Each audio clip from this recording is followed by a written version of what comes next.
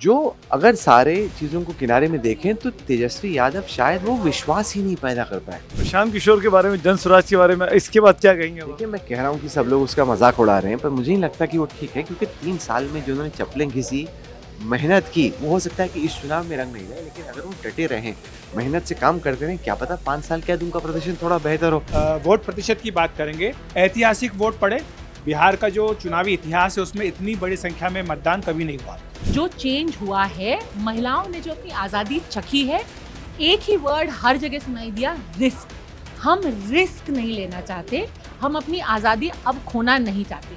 May be तेजस्वी बहुत ही सुधर गए हैं, आरजेडी बहुत ही सुधर गई है, बट जो सामने दिख रहा है कि भाई सुरक्षा मिल रही है, खुलापन मिल रहा है, आजादी मिल रही है, मैं उसको रिस्क करके कि चलो आप देखते हैं कि आरजेडी क्या करेगा। भाई हमने देख लिया ना। मुस्लिम महिलाओं ने भी हो सकता है कुछ हद तक दिया हो, क्योंकि आपने देखा होगा उत्तर प्रदेश में भी पसमानदा जो महिलाएं खासतौर से हैं, उन्होंने वोट डाला था। जब ये 3 तलाक वाली बात आई थी ना, तो उसका सपोर्ट किया था। कास्ट की बात आप कर रही हैं, और तेजस्वी यादव ने जब टिकट बांटने की बारी आई तो सबसे अधिक यादवों को टिकट दिया।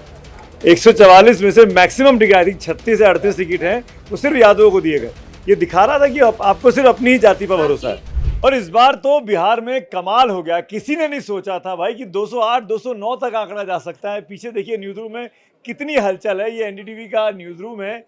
एनडीटीवी 24/7 आपको यहाँ दिखाई दे रहा है मेरे पीछे, और अगर मैं उस तरफ लेके जाऊँ तो एनडीटीवी इंडिया के लोग वहाँ बैठे हुए हैं, और हर जगह यही हलचल चल रही है। पीछे आंकड़ा देखिए, अगर स्क्रीन दिखा पाएँ, 207, 243 में से 207 और 29, मतलब तेजस्वी और महागठबंधन का ये हाल होगा, किसी ने नहीं सोचा था। इतनी बुरी स्थिति में है। इसी पर बात करते हैं। किसी भी एग्जिट पोल में, किसी भी विश्लेषण में ये आंकड़ा सोचा ही नहीं गया था। मेरे साथ 2 लोगों का परिचय कराऊं। मेरे वरिष्ठ सहयोगी अखिलेश शर्मा जी मेरे साथ हैं। नमस्कार। और मेरे साथ तहसीन पूनावाला है, जिनको आप रोज टीवी पे देखते हैं, रोज लड़ते रहते हैं। आज तो तहसीन बोल ही नहीं पाएंगे। नमस्कार। क्या बोलेंगे आज आप? क्यों ये हाल हुई आपकी पार्टी की?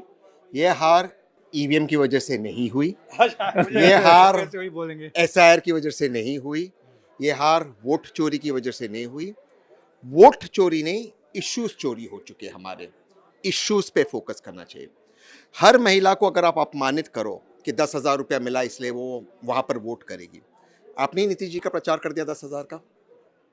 और कुछ हमारे ऐसे शुभ चिंतक है, दुग्गल साहब, मैं उनको बताता हूँ। कुछ हमारे दुग्गल साहब है, कभी वो आरटीआई एक्सपर्ट होते, कभी हरियाणा में उनकी पॉलिटिकल पार्टी होती, कभी वो किसान नेता होते, कभी क्लाइमेट एक्टिविस्ट होते। वो जिन मुद्दों पर बात करते हैं उस पर अगर आप उल्टा बैठ करो, आप जीत जाओगे। जैसे उन्होंने कहा हरियाणा में कांग्रेस की सुनामी है, कांग्रेस हार गई। उन्होंने कहा ऐसा बहुत बड़ा मुद्दा है, नहीं निकला। तो जो कहे सुनो, उसको उल्टा करो, विपरीत करो। आपने महिला की बात की, अब मल्लिका भी मेरे साथ जुड़ गई है। मल्लिका, महिला भी how are आ गई है। क्या ये एक्सपेक्ट किया था मल्लिका आपने? नहीं, इतनी बड़ी जीत?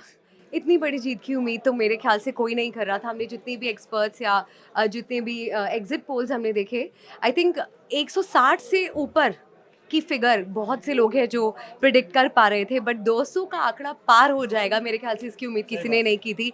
और महिलाओं की अगर हम बात करें तो मुझे लगता है कि जो महिला वोटर्स हैं वो एक बड़े वोट बैंक के तौर पर यहाँ उभर के आई हैं, चाहे सुरक्षा का मुद्दा हो या फिर जो लाभकारी योजनाएं वहाँ पर चल रही हैं। मुझे लगता है कहीं ना कहीं इनका प्रभाव पड़ा है और महिला वोटर्स ने जमकर वोट किया है, और नतीजों पर ये कहीं ना कहीं रिफ्लेक्ट भी कर रहा है। और जितनी अधिक वोटिंग हुई अखिलेश जी, सेकंड राउंड में खासतौर पे 7.5-8% का गैप था पुरुष और महिला वोटर्स के बीच में, और वो नीतीश कुमार के लिए इतना बड़ा फायदेमंद साबित होगी। बीजेपी का आंकड़ा लगभग 101 में से 94-95 सीटें। बिल्कुल सही बात कही आपने सुमित। और अगर आप वोट प्रतिशत की बात करेंगे, ऐतिहासिक वोट पड़े। बिहार का जो चुनावी इतिहास है उसमें इतनी बड़ी संख्या में मतदान कभी नहीं हुआ। दूसरी बात, महिलाओं ने जो वोट डाला वो इतना कभी किसी राज्य में इस तरह से नहीं पड़ा। 8-9% का गैप था। और अगर आप एब्सोल्यूट टर्म में देखेंगे तो 5 लाख महिलाओं ने अधिक वोट डाला, जबकि महिलाओं की संख्या कम है बिहार में। उसके बावजूद भी उनका वोट जो है 5 लाख अधिक महिलाओं ने वोट डाला। दूसरी बात आपने कही बीजेपी के बारे में, 101 सीटें लड़ी हैं, और जो आंकड़ा भी आ रहा है इसमें मेरे ख्याल से 95 उनका आ रहा है। स्ट्राइक रेट बन रहा है करीब 94-95 करीब बन रहा है। मैं अभी कर रहा था गूगल, मैंने गूगल करके देख लेता हूँ। सचिन तेंदुलकर का जो स्ट्राइक रेट है ना वनडे में, वो 84% है। तो आप नीतीश जी का 84 है, 101 का 84% है। तो आप उससे कंपेयर कर लो कि बीजेपी का स्ट्राइक रेट सचिन तेंदुलकर से भी ज्यादा है। सचिन अरविंद केजरीवाल जैसा नहीं है, 70 में से 67 थे वो दिल्ली में। दिल्ली छोटा राज्य है। No, but, देखिए सुमित जी, मुझे ऐसा लगता है एक बहुत स्पष्ट संदेश यहाँ से बिहार की जनता ने दिया है, एक बहुत बड़ा मैंडेट है ये, and it says a lot कि क्या वो मुद्दे रहे, क्या वो फैक्टर्स रहे जो इतने महत्वपूर्ण रहे कि इस तरह की जीत एनडीए के पक्ष में आई है। महिला याद वोटर्स ने रखना। किस तरह से आपको लगता है कि बड़ी भूमिका इन फिगर्स में जो फिलहाल हमारे सामने है? मुझे पता नहीं आपको याद है कि नहीं, कल हम जब चाय स्टॉप कर रहे थे तो यहाँ पे मैंने ये जंगल राज का जिक्र किया था और बार बार लोग कह रहे थे, क्योंकि एक्सेस माई इंडिया का जो पोल आया था उसमें ये कहा गया था कि जो 18 to 39 वाला ग्रुप है, 18 to 29 वाला, उनको फर्क नहीं First पड़ता है time. और वो महागठबंधन को वोट दे रहे हैं क्योंकि उनको कोई जंगल राज की याद नहीं है। एंड इवन येस्टरडे मैंने ये बोला था कि ये कहना कि भाई हमें जंगल राज से फर्क नहीं पड़ता क्योंकि हमने जंगल राज देखा नहीं है, बिल्कुल वैसा ही हुआ कि भाई मुझे ट्रेन में टकराने से फर्क नहीं पड़ता क्योंकि मुझे कभी ट्रेन से टक्कर नहीं हुई है। अगर अरे पर मुझे पता है अगर ना वो कि बात ट्रेन से मान ले टकरा के क्या फर्स्ट टाइम होता वोटर है। वाली, मैंने देखा है कि तो लोग जब टकराते हैं ये तो जो क्या हुआ है। 30 सीटें आ रही ना अभी, ये फर्स्ट टाइम वोटर ही है बस। करेक्ट। हाँ? कौन सी 30 अभी जो 30 सीटें विपक्ष महागठबंधन की, के पास आ विपक्ष रही है, ये फर्स्ट टाइम वोटर ही वाली, बाकी सब लोग चले गए उस तरफ। नहीं बट सुमित जी, नहीं, but हमारे पास डेटा है कि ये नहीं first नहीं time नहीं, I'm voter just वाली joking सीट- यार, हाँ I'm just joking। हाँ, क्योंकि actually I will tell you, ये एक चीज बहुत साफ थी कि 20 सालों में जो चेंज हुआ है, महिलाओं ने जो अपनी आज़ादी चखी है, एक ही वर्ड हर जगह सुनाई दिया, रिस्क। हम रिस्क नहीं लेना चाहते, हम अपनी आज़ादी अब खोना नहीं चाहते। मे बी तेजस्वी बहुत ही सुधर गए हैं, आरजेडी बहुत ही सुधर गई है, बट जो सामने दिख रहा है कि बिल्कुल। भाई सुरक्षा मिल रही है, खुलापन मिल रहा है, आज़ादी मिल रही है, मैं उसको रिस्क करके कि चलो अब देखते हैं कि आरजेडी क्या करेगा। भाई हमने देख लिया ना, हाँ। अभी मेरी लाइफ अच्छी चल रही है, मैं क्यों उसको गर्क में डालूंगी? जो चल रहा है सही चल रहा है। ये इसमें- आपके लिए मैसेज है ये। नहीं, ये पद्मजा और मेरा एक बहुत ही अच्छा हमारा कॉन्वर्जेशन हुआ था उनके शो के ऊपर, जब हमने ये पूछा था कि क्या महिला जाति के ऊपर वोट करेगी या अपनी जाति को स्टिक करते यादव महिला यादवों को वोट करेगी, मुसलमान महिला भी। और जो हमारा उस वक्त हमने आकलन लगाया, जिसको प्रदीप गुप्ता जी ने मना किया, कहने आप लोग गलत कह रहे, हम लोग का ये कहना था कि महिला अगर सुरक्षा के लिए वोट करे, they will vote about caste and religion, और वही साबित हुआ पद्मजा। At least Yadav women. अब मुझे नहीं पता कि मुसलमान महिलाएं कितना, क्योंकि वहाँ पे और फैमिली का प्रेशर भी होता है काफ़ी, मतलब आप एक कम्युनिटी की तरह वोट करते हैं, बट जब देखते हैं कि पोस्ट पोल डेटा कैसे एनालिसिस होता है, अब I would be very surprise कि कुछ यादव महिलाएं शायद वोट देती मुस्लिम होंगी। महिलाओं ने भी हो सकता है कुछ हद तक दिया हो, क्योंकि आपने देखा होगा उत्तर प्रदेश में भी पसमानदा जो महिलाएं खासतौर से हैं, करेक्ट। उन्होंने वोट डाला था। जब ये 3 तलाक वाली बात आई थी ना, तो उसका सपोर्ट किया था। और जहाँ तक यादव महिलाओं का सवाल है, क्योंकि 10-10 हज़ार रुपये तो सबके गए हैं, मुस्लिम महिलाओं के अकाउंट में भी गए हैं, यादव महिलाओं के भी। वो तो ये देख के नहीं गए ना कि यादव मुसलमान महिलाओं के उसमें नहीं डालना है, वो तो सभी महिलाओं के अकाउंट में गए हैं। तो इसलिए वो तो डालती हैं, वो तो उनको जब मौका मिलता है तो वो डाल देंगी। और ये एक ट्रेंड आया है। पहले होता था कि पुरुष तय करेंगे कि साहब इसको वोट देना है, तो सारे घर के परिवार के सारे जितने सदस्य वो करते थे। उसमें पुरुष में भी बुजुर्ग जो करते थे वो कहते थे। बहुत आपने अब सही नहीं कहा। ऐसा होता है। इसीलिए एक चीज और मैंने प्रदीप गुप्ता से पूछी थी जिस दिन ये रिजल्ट आए थे, कि आपको कैसे पता जो लोग आप सर्वे कर रहे हो आपसे झूठ नहीं बोल रहे? क्योंकि ये जो है ना कि हम सिर्फ तभी झूठ बोलते हैं जब बहुत ही ज्यादा कोई डर का माहौल हो कि मुझे कोई मार देगा। नहीं, अब भाई अगर मेरा पति कह रहा है कि भाई राजद को वोट दो, राजद को वोट दो, मैं इतना सर हिला करके अपने आपने छाप के आ दूसरी बार जाऊंगी। प्रदीप गुप्ता का नाम लिया, आपने भी लिया, आपने भी लिया। कल ही हमारी बात हो रही थी, आपने कहा कि ये जो आंकड़े दे रहे हैं ना, कि जो कम पढ़े लिखे हैं वो तो एनडीए को वोट दे रहे हैं, Correct. और जो ज्यादा पढ़े लिखे हैं वो महागठबंधन को वोट दे रहे हैं। ये तो उलटबाजी हो गई, ये तो हो नहीं कभी सकता। किसी चुनाव में आज तक नहीं हुआ है, जितना ज्यादा एजुकेशनल क्वालिफिकेशन Exactly. होता है उतना ही वो बीजेपी का वोटर और बढ़ता दूसरी चला बात जाता है। वो ये कह रहे थे जो उनका एग्जिट पोल आया कि भाई ये कांटे की टक्कर है। ये कांटे की टक्कर कोई कह सकता है जो कांटे की टक्कर है? ये तो 3/4 बहुमत मिला है, ये तो एक तरफा स्वीप है। मैं सुनामी है। यही बोलना चाह रहा था कि इस चुनावों में अगर किसी को ढूंढना है ना आज की तारीख में, तो प्रदीप गुप्ता और प्रशांत किशोर, ये 2 पी कहाँ हैं आज की डेट में, देखिए, जिन्होंने पूरा कैंपेन चुनाव का चलाया। और आपको तो लिखित में दिया था प्रशांत किशोर जी, इसका तो कोई मतलब एक भी नहीं आया, एक भी नहीं आया। एक भी नहीं एक भी नहीं आया। आया। अर्श या फर्श के नीचे भी के नीचे कहाँ सिर्फ है? प्रदीप गुप्ता की नहीं, यहाँ पे बहुत वरिष्ठ पत्रकार भी थे, बहुत से लोग थे जिन्होंने अपना एक एस्टिमेट दिया था, बट आई थिंक 200 के पार का तो किसी ने भी एज्यूम नहीं किया था। यहाँ तक मेरे ख्याल कोई सिर्फ नहीं एक पहुंचा था। एजेंसी आया था पोल डायरी करके, डायरी ने दिया जिसने है। ट्वीट किया था, उसने 209 आंकड़ा दिया था, 209 एकमात्र। पता क्या सुमित, वो प्रशांत किशोर ना राजनीति छोड़ना चाहते हैं, इसलिए उन्होंने ये कहा कि अगर जेडीयू को 25 से कम सीट आएगी तो मैं राजनीति छोड़ दूंगा। वो मुझे लग रहा है कि उनका मन लग नहीं रहा है। उन्हें तमिलनाडु जा रहे, तमिलनाडु तमिलनाडु जा रहे तमिलनाडु में काम कर रहे हैं ऑलरेडी, वो कर रहे हैं ना। हाँ, ये भी कहा था कि मैं यहाँ 10 लेकिन साल ऐसे रहूंगी। they was- तो दोनों चीजें उन्होंने बोली कि मैं 10 लेकिन साल भी एक रहूंगा, सेट छोड़ भी एक सेक्शन ऑफ सोसाइटी या एक तरफ लोग ऐसा भी लग रहा था जो लग रहा था कि तेजस्वी के फेवर में जा सकते हैं, या फिर लोगों का ये मानना था कि वो युवा हैं, उनकी फैमिली लेगेसी की वजह से ऐसा नहीं होना चाहिए कि उन्हें मौका ना दिया जाए। बट यहाँ पर अब तेजस्वी कहाँ स्टैंड करते हैं, उनका फ्यूचर यहाँ मैं से तो कहाँ इनफैक्ट जाता आप ही से है? पूछता हूँ, हम जी। सबसे बेहतर आप तेजस्वी और तेजस्वी की पार्टी को जानते हैं। कल रात को ही आपने बात हुई। आपने बहुत क्लोजली उनके साथ काम भी किया इलेक्शंस में। करेक्ट। क्या होगा अब तेजस्वी का, क्या होगा आरजेडी का? भाई भाई लड़ रहे हैं। रोहिणी ने सवाल खड़े कर दिया ऑलरेडी संजय यादव पर। संजय Correct. यादव पार्टी में बहुत डोमिनेट कर रहे थे। अब आप आरजेडी का भविष्य क्या देखते हैं? मुझे उनके ऑफिस से एक मैसेज भी आया कि इसको ट्वीट कर दो, तो मैंने वो ट्वीट भी कर दिया संजय यादव का। तो सच है, जो सच है कि वो लड़ रहे हैं, वो दिक्कत है। पर देखिए, ये सारी चीज़ें एक चीज़ है, बट आप सोचिए आवाम जनता क्या सोच रही है कि आपका क्या अधिकार है बिहार के ऊपर, आप लड़ोगे, आप ही का होगा। आई थिंक कि उसके खिलाफ भी एक मैसेज है कि सारी लड़ाई हो गई हमारे परिवार की। मैं सिर्फ उनकी बात नहीं कर रहा, ओवरऑल हम लोगों के लिए क्या कर रहे हैं। और एक चीज़ जो मैंने नोटिस किया है कि जो लोग ऑपोजिशन पार्टीज को रिप्रेजेंट करते हैं टीवीज पे वगैरह, इस पे शायद आप थोड़ी रोशनी प्रकट कर सकते हो, वो इतने गुस्से में रहते हैं, इतने अग्रेसिव रहते हैं। किसकी बात कर रहे हैं? सारे ऑपोजिशन के। और मुझे कभी कभी मुझे ये लगता प्रवक्ता है, जो है वो भारतीय नहीं सारे मैं एक की नहीं कह रहा हूँ, मैं सभी पार्टीज का कह रहा हूँ, ऑपोजिशन के इतने गुस्से में। कहीं ना कहीं हमें सोचना है, मैं अपने आप को विपक्ष में समझता हूँ, कि सारे जो प्रॉब्लम्स है देश के हम जानते हैं, हम क्या समाधान दे सकते हैं, क्या हम सोल्यूशन दे सकते हैं, क्या हम विनम्रता से बात कर सकते हैं, क्या हमें हर सेतु को जलाना है या हम सेतु बना सकते हैं, क्या इस ओर विपक्ष काम कर सकता है? तहसीन पूनावाला उन लोगों में से एक हैं जो कांग्रेस और आरजेडी को हम चारों से बेहतर जानते हैं। राहुल गांधी इनकी शादी में आए थे गेस्ट बन के।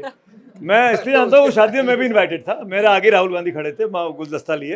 तहसीन, मैं ये पूछना चाह रहा हूँ आपसे, कांग्रेस का क्या होगा? राहुल गांधी कहाँ हैं जब इतनी बड़ी हार हो रही है? कृष्णा अलवरू का क्या होगा जिसके खिलाफ नारेबाजी हुई? राजेश राम का क्या होगा? देखिए, आप कब तक दूसरों को पूछोगे? सवाल आपको लीडरशिप से पूछना होगा। इसमें राहुल जी और खड़गे जी से पूछना ही होगा सवाल। 2024 का चुनाव हारे, हरियाणा हारे, महाराष्ट्र हारे, अब बिहार हारे, दिल्ली हारे, तो किसकी अकाउंटेबिलिटी? क्या वही लोग जो टिकट बांटते वही रिपोर्ट बनाएंगे? ये सवाल जेन्युइन है, क्योंकि मैं कांग्रेस से एक्चुअली मैं कांग्रेस के लिए वोट करता हूँ। कब तक ये चलेगा और क्या सॉल्यूशंस देंगे, और क्या जो राहुल गांधी जी या कांग्रेस एक इकोनॉमिक मॉडल देश को दे सकती है? मुझे मोदी जी का मॉडल पसंद नहीं है, लेकिन मुझे जैसे पद्मजा ने कहा, एक मॉडल पसंद, एक मॉडल पता है कि ये मॉडल है उनका, उसके विपरीत क्या मैं मॉडल दे सकता हूँ? क्या कर्नाटका का कोई ऐसा मॉडल है जो हम देश के सामने प्रस्तुत कर सकते हैं, या तेलंगाना का मॉडल है, या हिमाचल का क्या आप मॉडल ये है? कह रहे हैं कि ऐसे कोई भी मॉडल राहुल गांधी रिप्रेजेंट नहीं कर पा रहे हैं, पेश नहीं कर पा रहे हैं आवाम के सामने? मैं आपसे पूछ रहा कि वो मॉडल क्या है। अब मैं आप आपसे समझाएंगे ना, आप कांग्रेस पार्टी के सिंपैथाइजर हैं। मैं सिंपैथाइजर हूँ, तो हमारा इकोनॉमिक मॉडल क्या है? क्या हमारा इकोनॉमिक मॉडल सिर्फ ये है कि दूसरों को अटैक करना, या हम अपने एक कोई बात बताएं जिसके कारण देश आगे ग्रो कर सकता है? उस ग्रोथ के लिए हम क्या कंट्रीब्यूट कर सकते हैं? चाहे वो वेलफेयरिज्म का मॉडल हो, बट वो वेलफेयरिज्म हम कैसे देंगे? जैसे तेजस्वी ने प्रॉमिस किया कि मैं इतने सारी नौकरियां दूंगा, वो नौकरियों का बजट कहाँ से आएगा? वो कहाँ से आप पैदा करोगे? उतनी सरकारी नौकरी कहाँ से दोगे? तो एक बिलीवेबल फैक्टर, और उसको कैसे हम देश के सामने रख सकते हैं, ये एक इंपॉर्टेंट चर्चा है विपक्ष नहीं, पर। आप ऑल्टरनेटिव मॉडल दे रहे हो जो कि बहुत ही हवाई है ना। आप कह रहे हैं कि भाई हम 2.5 करोड़ नौकरी दे देंगे, लोग बेवकूफ़ नहीं है। आप ये कहते हैं कि चलो हम 30,000 रुपए देंगे, वो सिर्फ 10,000 दे रहे हैं, हम 30,000 देंगे, वो रियलिस्टिक लगा था कि चलो ठीक है 10 का 30 कहीं से पैसा आ जाएगा, सेंट्रल से ले लेंगे, वॉटेवर। 2.5 लाख नौकरी ऐसे पैदा थोड़ी ना कर दोगे। और नौकरी देने का तो क्वालिफिकेशन क्या होगी? 2.5 करोड़, और वोटर भी सोचता है ना, आप भाई गोली मत दो, आप बेवकूफ मत समझो हमें। तो और भी लगता है कि जो चल रहा है वही सही। दूसरा, ये जो पलायन को लेकर के पूरी बहस छिड़ी ना, कि पलायन बुरी बात है, पलायन इतने लोग कर गए। अरे भाई, पलायन लोग जाते हैं, लोग चॉइस से भी जाते हैं, जहाँ पे लोगों को अच्छी अपॉर्चुनिटी मिलती है वहाँ जाते हैं। ये बात सही है कि बिहार में औद्योगिकीकरण नहीं हो पाया। किसी ज़माने में इंडस्ट्रीज होती थी, अब इंडस्ट्रीज सारी खत्म हो गई।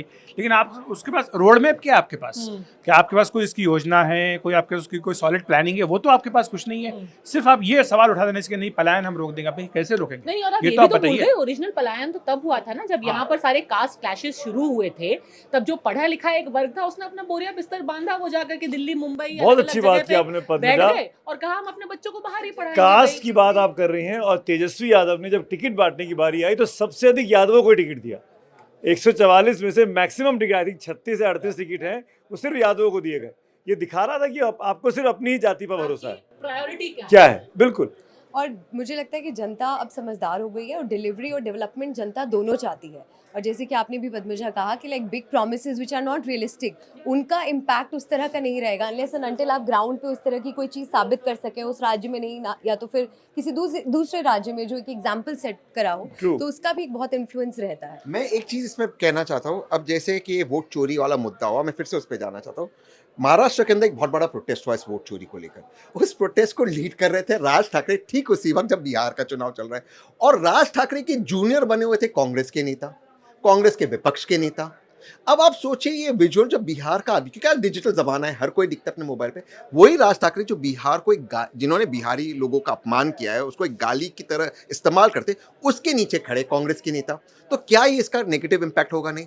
जब वो ब्लास्ट हुआ दिल्ली के अंदर, कांग्रेस के एक मिनिस्टर आके कहते हैं सरकार ने करवाया है या सरकार के उससे हुआ है। तो ये जो आप स्टेटमेंट्स देते हो, तो एमके स्टालिन आपकी सभा में आके शामिल हुए, वहां पे एमके स्टालिन जिनके मंत्री कह रहे हैं कि ये लोग तो सिर्फ गोलगप्पा बनाने लायक है, आप उनको ला करके प्रचार। अब भाई एमके स्टालिन बेसिकली तमिल में बात करते हैं, तो ऐसा भी नहीं कि कोई वो बाहर जाकर वहां भाषण कर देंगे जिससे बिल्कुल मतलब वोट एकदम दनादन पड़ने लग जाए।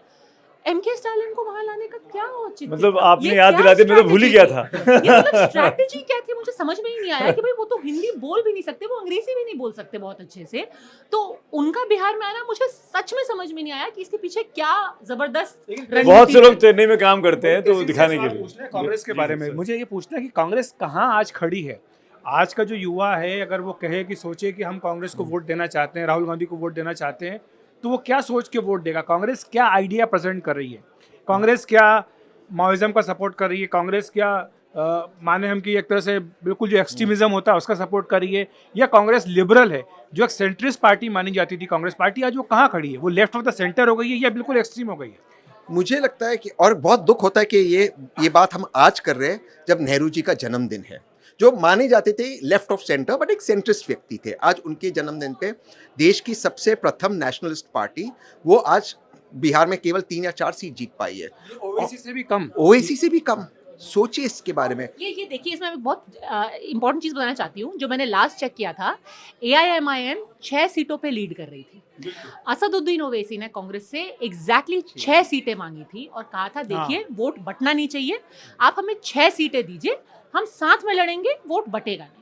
आपने अपने अहंकार में कहा कि नहीं नहीं ये तो वोट कटवा है, ये बी टीम है। आज वही वोट कटवा अपनी, वही एक्सट्रीमिस्ट आज वो सो कॉल्ड वोट कटवा अपनी 6 सीट जीत करके बैठा हुआ है और आपसे ज्यादा सीटें जीत करके बैठा हुआ है। अब आप सोचिए किसकी स्ट्रैटेजी और किसकी पॉलिटिकल जो थिंकिंग है ज्यादा स्ट्रांग है। इसमें मैं एक चीज़ कहना चाहता हूँ, मैं पद्मजा से इत्तेफाक रखता हूँ। जब मैं पटना एयरपोर्ट पे था, बहुत सारे मुझे मुसलमान भाई बहन मिले जो वोट करने आए थे, और मैं सोचा था कि मुसलमान इतना पैसा खर्च करते, 8,000 10,000 खर्च करते, वो वोट करने क्यों आया है?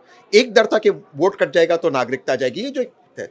दूसरा था कि वो एक गुस्सा था उनमें कि हम वोट करेंगे ओवैसी के लिए, क्योंकि आप हमारा 100% वोट तो चाहते हो, टिकटें आप हमारी नहीं रखते हो, आप एक्सट्रीमिस्ट कह रहे हो, तो हम वोट ओवैसी के करेंगे, वैसे ही आप नहीं जीत रहे हो। तो ये चीज़ मैंने एयरपोर्ट पे देखी थी। May be it was slightly upward मुसलमान, बट वो वोट तो बट गया। आया कि बीच में कि डिप्टी सीएम तो आप बना नहीं रहे, दरी बिछाने का काम हम करेंगे क्या?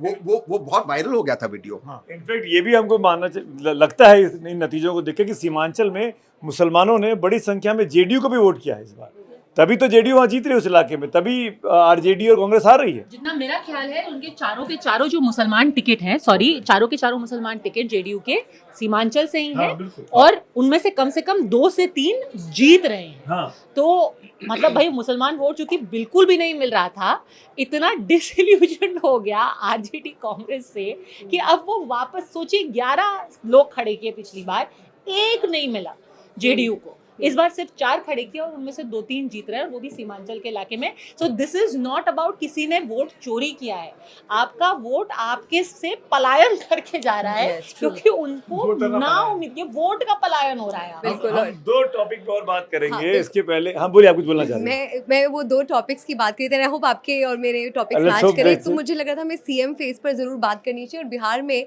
नीतीश कुमार पर ज्यादा जनता ने भरोसा दिखाया है या मोदी फैक्टर असरदार रहा है? आई थिंक ये दोनों टॉपिक्स ऐसे हैं जिन पर हमें नीतीश जरूर बात कुमार करनी ही सीएम होंगे, इसमें किसी को शक शुबा नहीं होना चाहिए। जो ट्वीट डिलीट हुआ था, सवाल इनका ये है कि मोदी और नीतीश दोनों फैक्टर ने काम किया क्या? मुझे लगता है कि दोनों फैक्टर ने काम किया। जोड़ी ने काम किया। इसमें एक चीज और बताऊं मैं, इसमें तहसील ये जोड़ी खूब दौड़ी। जोड़ी खूब दौड़ी।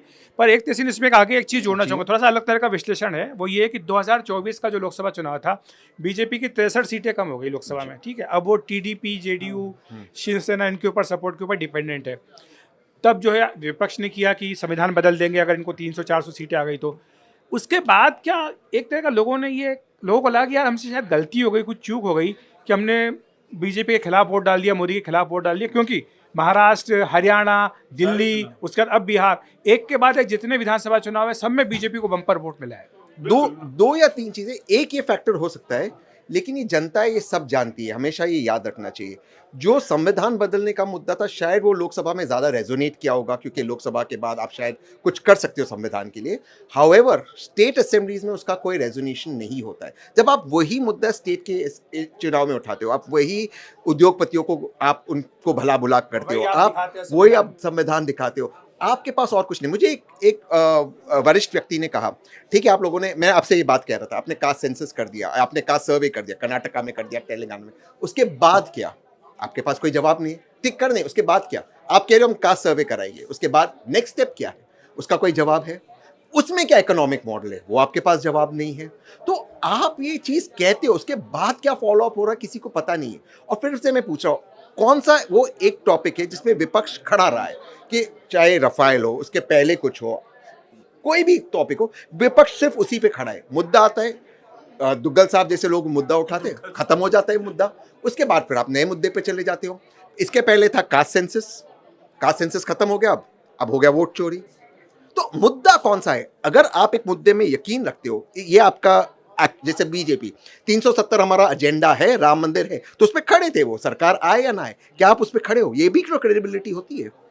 No doubt. और एक और चीज़ जो हमको बात करनी चाहिए, और मैं अखिलेश जी से पूछना चाहूँगा, चिराग पासवान का फैक्टर। चिराग और जेडीयू के बीच आपस में वैमनस्य था 5 साल पहले, आपस में एक दूसरे को हराने के बाद इस बार दोनों को एक दूसरे का फायदा मिला। जेडीयू भी जीत रही है, चिराग भी जीत रहे हैं।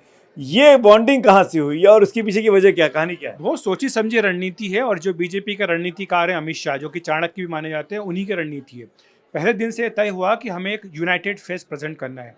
एनडीए की सारी बैठक हुई, जितनी आपने ये सोचा नहीं होगा कि चुनाव की अनाउंसमेंट होने से पहले विधानसभा क्षेत्रों में ज्वाइंट कैंपेन किया गया, कमिटीज़ बनाई गई, जिसमें कि सारी 5 पार्टियों के नेता शामिल थे, और वो हर कॉन्स्टिट्यूंसी में गए और वहाँ पर उन्होंने प्रचार किया। फिर टिकट का बंटवारा हुआ, कहीं कोई दिक्कत नहीं हुई, ठीक है, मांझी की शुरुआत में बयान आए थे, लेकिन बाद में वो मान गए। चिराग पासवान 29 सीटें मिल गई, उसके बाद लगा चलो ठीक है, उनको भी उनको हिसाब से उनको सीटें दे दी गई। फिर उसके बाद आया ज्वाइंट मैनिफेस्टो पहले था कि भाई बीजेपी का अलग आ सकता है, सबका अलग आ सकता है, उन्होंने इकट्ठा मैनिफेस्टो दिया। फिर जैसे कि आप बात कर रहे थे स्टालिन की, कि स्टालिन क्या कर रहे थे, तो ये पूछ सकते हैं कि भाई टीडीपी का आदमी वहाँ क्या कर रहा था, लेकिन वो एक दिखाने के लिए कि भाई एनडीए यूनाइटेड है, उन्होंने वहाँ पर उनको ही बुलाया, एकनाथ शिंदे और प्रचार करने के लिए गए, तो ये पूरा यूनाइटेड फेस दिया। बिल्कुल आपका सही सवाल है। रामविलास पासवान जब थे तब से नीतीश कुमार के साथ उनकी पट्टी नहीं बैठती। क्यों? क्योंकि जो पासवान पॉलिटिक्स है, दुसाध जाती है, वहाँ पर थोड़ी दबंग मानी जाती है, 5% वोट हैं, और आप उनको ये देखो, उनकी कैपेबिलिटी है वोट ट्रांसफर कराने की, जो कि इस चुनाव में देखने को भी मिला।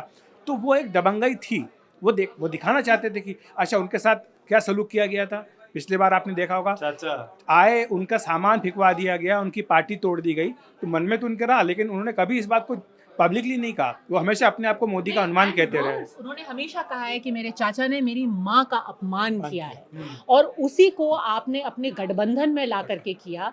दिस वाज पर्सनल, शायद इसीलिए फिर भी चिराग ज़्यादा आसानी से मान गए। और आप ये कॉन्ट्रास्ट देखिए सुमित, कि मैं पकड़ लेती हूँ, आप कॉन्ट्रास्ट देखिए, थैंक यू, कि दोनों में ऐसा नहीं है कि कोई सीट शेयरिंग में कोई प्रॉब्लम्स नहीं थी, दोनों साइड में थी, पर इतना कुछ होने के बाद दोनों अलग लड़े, पिछली बार सब कुछ हो गया, फिर भी आपने ना सिर्फ उनको अपने फोल्ड में लाया, पर आप देखिए किस तरीके से दोनों साइड को बेनिफिट हुआ है। 29 में से 19 सीटें चिराग निकाल रहे हैं, 6 में से 5 सीटें जितना मांझी निकाल रहे हैं, और उपेंद्र कुशवाहा भी 4 सीटें निकाल रहे हैं। सोचिए, जिसकी कोई सीट नहीं थी वो वहां पे 4 सीटें निकाल के बैठा, क्योंकि सबको फायदा हो रहा है। और दूसरी तरफ आप 12 सीटों पे फ्रेंडली फाइट कर रहे हो, और अभी मैंने डेटा देखा, 12 की 12 सीटों पे जेडीयू या बीजेपी जीत गई। और ये जो 19 सीटें चिराग पासवान जीत रहे हैं, जो 29 सीटें उनको मिली थी, 17 सीटें ऐसी थी उनको जो दी गई, बिल्कुल टफ सीटें थी, जहाँ पर कि पिछले 3 विधानसभा चुनाव से महागठबंधन जीत रहा था। उसके बावजूद भी चिराग पासवान अगर सीटें निकाल रहे हैं तो ये अपने आप में दिखाता है कितनी बड़ी लहर वहाँ पर चली है। एक दूसरा मुद्दा है सुमित, जिसका बारे में मुझे लगता है कि चर्चा होनी चाहिए, वो इस पर तहसीनी प्रकाश डालेंगे। ये जो कास्ट, एक कास्ट को दूसरी कास्ट के खिलाफ खड़ा करना, आपने ये मान लिया कि भाई यादव वोट मेरी पॉकेट में है, मुस्लिम वोट मेरी पॉकेट में है, तो मैं अब खुल करके बाकियों के बारे में कुछ भी बोल सकता हूँ। ये जो शुरू बीच बीच में आवाज़ आने लगी भूरा बाल साफ करो, जो किसी ज़माने में नारा चलता था, एक बार फिर से उसको उठाया गया। फिर आप वहाँ जाकर के आप बोलते कि ये कुछ लोगों का कब्जा है, कुछ लोगों का कब्जा है। राहुल गांधी ने क्या कह दिया कि सेना जो है उस पर भी कुछ लोग चलाते हैं। सेना को भी आप अपनी कास्ट पॉलिटिक्स में लेकर के आ रहे हो। तो आप जब इस तरह की बात करते हो तो इसका हमेशा एक रिएक्शन भी होता है। और जो अलायंस की बात हो रही है, एक यहाँ पे वोट ट्रांसफर हो रहा है कि वो भी फायदा उठा रहे हैं, ये भी फायदा उठा रहे हैं। दूसरी तरफ उनका अलायंस देखिए, एक तो फ्रेंडली फाइट हो गई, वीआईपी सुपड़ा साफ, आईआईपी सुपड़ा साफ, वहाँ सबका ही सुपड़ा साफ है। नहीं तो मतलब भाई एक तो 29 आपके सीटें। अलायंस में आपस में आप लड़ रहे हो। इस सब में सबसे बढ़िया रही है सीपीआई और सीपीआई एमएल। उन्होंने कहा कि भाई अपनी सीटें लो, अपनी सीटों पे लड़ो, हमारा एक लॉयल अभी भी वोटर बेस बचा हुआ है अपना, वही सब गया वगैरह जो जहानाबाद के इलाके में हम अपना लड़ते हैं, हमारा अपना कॉमरेड बढ़े चलो वाली उनकी राजनीति सही चल रही है। कास्ट वाले को बताइए। कॉन्सेप्ट था वो उस दौरान समझ के परे था कि इसके पीछे आप क्या ये कवर का काम कर रहे हैं, आप लोगों की सहमति नहीं बन पा रही है तो you just trying to project कि हम लोग फ्रेंडली फाइट कर रहे हैं, जबकि एक महागठबंधन आप इसको कह रहे हैं, आप एक साथ मिलकर के लड़ने की बात कर रहे हैं। तो एक ही सीट पर दो आप आमने सामने कैसे लड़ सकते हैं? तो अपने आप में फ्रेंडली फाइट का concept it just didn't make any क्या सेंस। सोच है कास्ट वाले पे? नहीं, इससे एक क्या हो जाएगा कास्ट? देखिए, अगर आप एक धर्म को दूसरे धर्म के खिलाफ अगर खड़ा करें तो जाहिर सी बात है गलत बात है। उस पर आप ये कह सकते हो कि भाई ये रिलीजियस पॉलिटिक्स करते हैं, लेकिन वहीं पर एक जात को दूसरी जात के खिलाफ खड़ा करना और प्रोजेक्ट करना, ये कौन सी पॉलिटिक्स है? पॉजिटिव बात करना कि किसी के पास कुछ ना हो और उसको हम हिस्सा दे वर्सेस किसी को नीचे रखना, मुझे लगता है इसमें बहुत अंतर है। बट प्रॉब्लम क्या है कि फिर से ये जो स्ट्रैटेजिस्ट है जो इनको सारे एडवाइस देते हैं, उनको मैं कहता हूँ शैम्पेन सोशलिस्ट, या पोर्शे पॉवर्टी करते हैं, या मर्सिडीज मार्क्सिज्म करते हैं। मर्सिडीज में आते मार्क्सिज्म की बात करते हैं, पोर्शे में आते गरीबी की बात करते हैं। 5 स्टार होटल में वाइन पीते पीते कहते there is too much poverty. वो प्रॉब्लम वहाँ पे शुरू होती है कि वो ज़मीन पर गए ही नहीं है, तो दिक्कत वहाँ से शुरू हो जाती है। और बिकॉज वहाँ से शुरू हो जाती है, वो सिंपल गणित करते हैं, उनको लगता है इस गणित के अंदर हम फिट हो जाएंगे। वो एक चीज़ भूल गए, एक गरीब मुसलमान और एक गरीब हिंदू, एक गरीब ब्राह्मण और एक गरीब दलित और एक गरीब ओबीसी का दुश्मन एक ही है, बेरोजगारी। वो भी एस्पिरेशनल जिंदगी जीना चाहता है, वो भी चाहता है कि उसके आगे के जो बच्चे वंश है उसको उससे बेहतर जिंदगी जिए। ये सब में 80% कॉमनैलिटी, हम उसको छोड़ते हैं, हम उस 20% या 10% नेगेटिविटी पे फोकस करते हैं, जो एक्चुअली एक एस्पिरेशनल कास्ट या क्लास में नहीं रह गया यंग इंडिया के अंदर। चलिए, अब मैं आखिर में वाइंड अप करने के पहले आप सबसे एक एक राय लेना चाहता हूँ, वेरी क्विकली।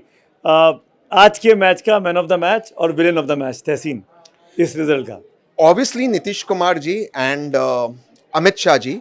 अमित शाह जी क्योंकि ये मैन ऑफ द मैच की बात कर रहे ये हैं, दोनों में शेयर होगा। हाँ ठीक है। और विलेन ऑफ द मैच?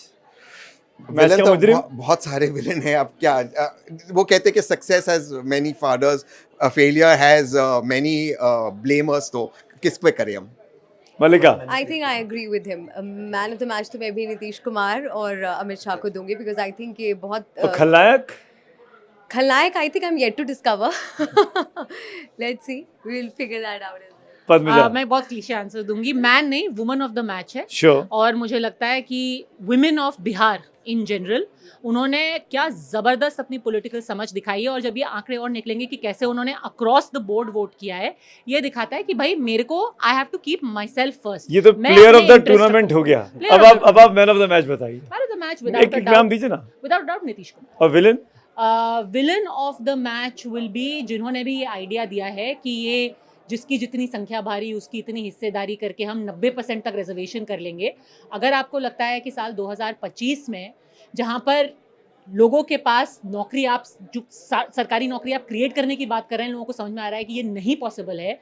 आपको लग रहा है कि वो ये मान लेंगे कि 90% रिजर्वेशन करके सबको नौकरियां मिल जाएंगी, सबको एडमिशन मिल यू आर जाएगा? नॉट नेमिंग लोग इतने तेजस्वी एंड बेवकूफ राहुल, नहीं यू हैं। मीन? हाँ, मतलब आई एम श्योर उनको भी किसी ने एडवाइस किया ही होगा कि भाई ठीक है। 90% करके आप रिजर्वेशन आप बहुत ही जबरदस्त फाइट लड़ लेंगे। मुझे नहीं लगता that people want to be pushed back to that. Akhilesh ji, आपकी राय? नहीं, मुझे लगता है मैन हीरो ऑफ और द मैच विलेन? तो नीतीश कुमार ही हैं, जिनको सबने खारिज कर दिया था 3 महीने पहले। सब बोले थे कि वो कहाँ हैं, तबीयत खराब है, ये है वो है, लेकिन आज वो एक बहुत बड़े, वो तो हैं ही। बिहार में तो खैर पिछले, बिहार में बहार है, नीतीश कुमार है, वो तो आ रहा ही है, लेकिन नीतीश कुमार निर्विवाद तौर पर इस मैच के मैन ऑफ द मैच है।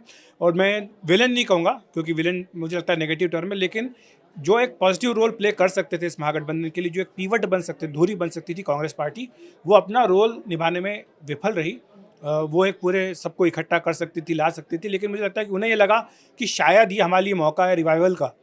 इसलिए उन्होंने जिस तरह से अपनी यात्रा निकाली, एक ऐसा मुद्दा निकाला जो कि बिहार को रेजोनेट नहीं किया, बिहार से कटा हुआ मुद्दा था वोट चोरी का, वो चला नहीं मुद्दा, और उस चक्कर में तेजस्वी यादव का भी नुकसान हो गया, क्योंकि जो मुद्दे थे। क्या हमें लगता है कि ये गलत चीज़ है? क्योंकि मैं इसमें बड़ी कन्फ्लिक्टेड रहती हूँ। देखिए, जब कांग्रेस किसी और के ऊपर डिपेंडेंट रहती है, उनको परजीवी बोला जाता है। जब वो खुद एक्सपेंशन करने की कोशिश करते हैं तो उनको वोट कटवा। क्या करे कांग्रेस? मतलब खुद तो वो हाँ, बिल्कुल, expansion क्यों करना नहीं? चाहेगी। आप इसका कांग्रेस के जवाब है, अगर आपको ग्रो करना है, आपको चुनाव के 3 महीने पहले ग्रो नहीं करना है, वो संभव नहीं है। आपको 5 साल वहां रुक कर ग्रो करना है। आपको संगठन में, कांग्रेस का जन्म महाराष्ट्र में हुआ, मेरे शहर पूना में हुआ, उस वक्त पूना कहा जाता था। पहला सेशन नहीं हुआ बॉम्बे में, उस वक्त बॉम्बे कहा जाता था क्योंकि प्लेग हुआ पूना में। आज महाराष्ट्र में कांग्रेस की क्या हालत है? कांग्रेस ने अपना पूरा वोट बैंक शिवसेना, उद्धव ठाकरे जी को ट्रांसफर कर दिया। तो अब आप फिर 5 साल के बाद उठोगे और कहेंगे नहीं अब शिवसेना के साथ अलायंस नहीं करोगे, तो ये गलत स्ट्रैटेजी है। 5 साल आपको मेहनत करनी होगी। और पैराशूट लोगों से नहीं अपना एक्सपेंशन करना है, जो कि आकर के टिकट डिसाइड करना शुरू कर दे। एब्सोल्युटली। तो आखिर में जाते जाते भाई मैं भी बता दूं, मैन ऑफ द मैच आप ही मैं Save the best for the last. नहीं ऐसा कुछ भी नहीं था, तो अपनी बारी का इंतजार कर रहा था, बिकॉज वाइंड अप करना है। अब मुझे ऐसा लगता है कि मैं पहले विलन का नाम लेना चाहूँगा, और विलन भी नहीं, आपकी बात से मैं सहमत हूँ, विलन किसी को नहीं बोलना चाहिए, पर मेरी बड़ी उम्मीदें थी आज से 6 महीने पहले तक प्रशांत किशोर से, और उन्होंने जिस तरीके से लेट डाउन किया इस पूरे चुनावों में, आगे से लीड ना करके, अपनी पार्टी को लीड ना करके, वो मेरे लिए सबसे बड़ा सेटबैक रहा। वो जो वायरल क्लिप आपका हुआ था प्रशांत किशोर के साथ, उसके बारे में जरा बताइए ना, कि अब आज आप उस पर क्या बोलोगे? मैं वो पूछना था, मैंने इनसे बात की थी उसके ऊपर। वो प्रशांत किशोर ने सेल्फ गोल किया था, मैं लड़ने थोड़ी किया था। करेक्ट, फ्रैंकली स्पीकिंग, आज सबके सामने बोल रहा हूँ, बताइए उसको। आई डोंट नो, मैं आराम से बैठा हुआ था, बाबा इंटरव्यू कर रहे थे, मुझे उनकी टीम ने कहा कि आप साथ में आए, आप भी इंटरव्यू कर लीजिए। मेरा कोई मन नहीं था, मैं सिर्फ प्रशांत से मिलने गया था, तो पीके ने भी कहा आइए ना सुमित भाई, तो मैं खड़ा होकर इंटरव्यू करने लगा। एक सवाल पूछा मैंने कि पहली लिस्ट आपकी अभी आई है 2 घंटे पहले, इस लिस्ट में आपका नाम क्यों नहीं है? आपको तो लीड करना चाहिए, आपको तो चुनाव लड़ना चाहिए, आपसे क्या मतलब है? आपसे पूछ के तय होगा क्या? और XYZ और NDTV कहाँ पहुंच गया, पता नहीं क्या क्या बातें उन्होंने। हाँ, वो टैग करके आए थे कि टारगेट करना है इनको वायरल करने के लिए। वो दिनकर की एक कविता है, जब नाश मनुष्य पर छाता है पहले विवेक मर जाता है। वो वहां से उनका डाउनफॉल शुरू हुआ, मीडिया के साथ फिर इतना वो। मुझे ये लग रहा है ना कि एक स्ट्रेटेजी के तहत काम किया उन्होंने। ये स्ट्रेटेजी ये थी कि अपने को वायरल होना है, सोशल मीडिया पूरा कैंपेन, अपने को रील काटनी है, रील। हाँ। अपने को वोट नहीं लेना है, अपने को रील काटनी है। तो उससे क्या कि जैसे कि प्रेस कॉन्फ्रेंस हो रही है तो जब प्रेस कॉन्फ्रेंस हो रही है तो सामने 100-150 माइक रखे हुए हैं। हाँ। मतलब मैं तो हैरान रह गया वो फोटो देख बिल्कुल। करके, इतने ज्यादा, मतलब मीडिया इतना स्ट्रांग है देश में ये और भी अपने बिहार आप में में। एक नया घोटाला है, ये आपके सामने आएगा। अब सवाल ये हो रहा है, सवाल ये पूछा जा रहा है, चूंकि आपने बात की है, सवाल ये पूछा जा रहा है कि जितने इंटरव्यू प्रशांत किशोर ने पार्टी बनाने के बाद से दिए, क्या उतने वोट उनको मिले हैं? गिनने पड़ेंगे। आज के रिजल्ट्स के बाद मैन ऑफ द मैच कौन है? नहीं, मेरे को तो लगा कि NDTV की कवरेज को जितने लोगों ने देखा, यूट्यूब पे हो, टेलीविजन पे हो, डिजिटल पे, सोशल पे, वो काफ़ी काबिल तारीफ थी। वो हमारे यहाँ पे एक चाय स्टॉप था, ठेला आया जिसमें लिट्टी चोखा थी, सब लोग खा रहे थे, कोई मिठाई खा रहा था, कोई कुछ और खा रहा था। उसके बाद मैं देख रहा हूँ कि बाकी चैनल भी नकल कर रहे हैं, सब लोग भी कुछ लिट्टी चोखा मंगा रहे। तो किस तरीके से बड़े बड़े नेता जब वो ट्वीट कर रहे हैं, वो NDTV की कवरेज का कोई हिस्सा निकाल के देख रहे हैं, तो कितना प्रभाव हुआ।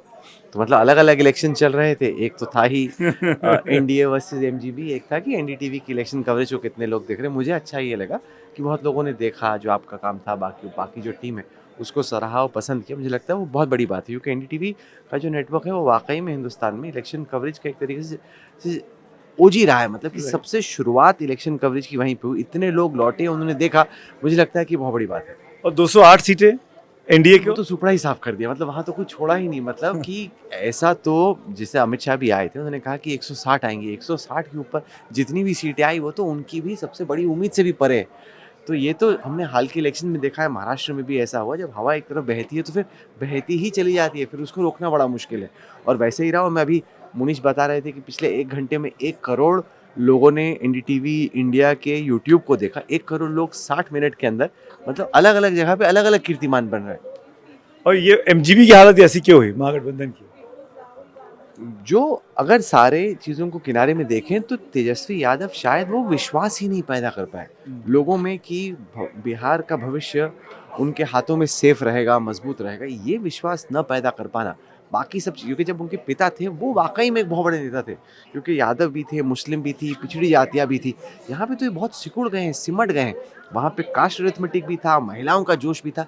प्लस आप देखिए कि मैन टू मैन मार्किंग हर सीट पर, जैसे CR पाटिल हम लोगों को मिले, बीजेपी के इतने वरिष्ठ नेता हैं, गुजरात से मंत्री भी हैं केंद्र में, वो बैठे हुए थे पूर्णिया में एक होटल में। हम लोग सुबह कहीं मीटिंग उनकी चल रही थी, मैं रात को लौटा, वहाँ मीटिंग कर रहे हैं, 11:30-12 बजे गप्पे वप्पे सब हो गई, फिर भी मीटिंग कर रहे हैं। तो आप देखो तो सही कि कितनी मेहनत से कर रहे हैं। हम लोग फिर सीमांचल में किशनगंज गए, वहाँ पे रमेश बिधूरी मिल गए, वो भी बैठे हुए हैं अपना काम कर रहे थे। तो मतलब हर जगह पे आपने किसी को बैठा दिया, उसका दिन भर ही काम ये है कि यहाँ पता करो, वहाँ पता करो, ऐसा करो, वैसा करो।